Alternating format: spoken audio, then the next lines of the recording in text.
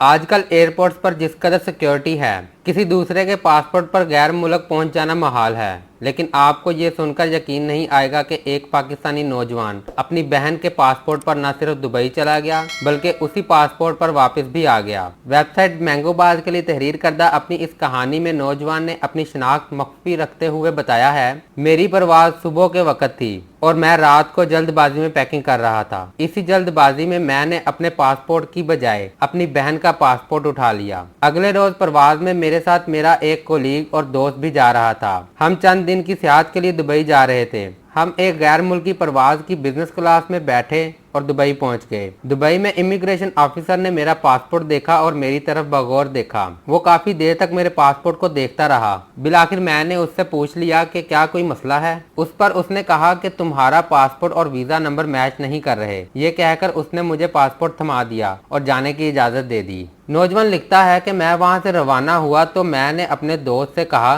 कि ऑफिसर को ऐसा क्यों लगा, तो मेरे दोस्त ने कहा कि तुम्हारा पुराना पासपोर्ट भी नए के साथ मुंसलिक है। शायद ऑफिसर पुराना पासपोर्ट देख रहा था। मैंने भी कंधे अचक दिए और हम होटल पहुंच गए। वहां मैंने यूं ही पासपोर्ट को एक नजर देखा तो मेरे पैरों तले जमीन निकल गई। ये पासपोर्ट तो मेरी बहन का था। मैंने अपने दोस्त को बताया तो वो भी सर पीट कर रह गया। मैंने वापस अपने घर वालों को फोन किया तो वो भी परेशान रह गए। मेरे वालिद ने मेरा पासपोर्ट डाक के जरिए मुझे भेज दिया और खुद भी दुबई पहुंच गए ताकि मैं किसी मुश्किल में फंसूं तो वो मेरे पास हों। अब मेरे पास मेरा पासपोर्ट भी था और बहन का भी। मसला ये था कि अगर अब मैं अपने पासपोर्ट पर सफर करता तो मैं और मेरी बहन दोनों मशकूक हो जाते, क्योंकि मेरे पासपोर्ट पर मेरी एंट्री नहीं होगी, सिर्फ एग्जिट की मोहर लगेगी, जबकि मेरी बहन के पासपोर्ट पर एंट्री की मोहर लगेगी और एग्जिट की मोहर नहीं होगी। चुनाचा मैंने अपनी बहन ही के पासपोर्ट पर वापस जाने का फैसला किया। मैं अपनी बहन को मुश्किल में नहीं डालना चाहता था, क्योंकि इस तरह उसके मुत्तहदा अरब अमारात में दाखिले पर पाबंदी भी लग सकती थी। मेरे वालिद और दोस्त ने भी इस फैसले पर मेरा साथ दिया।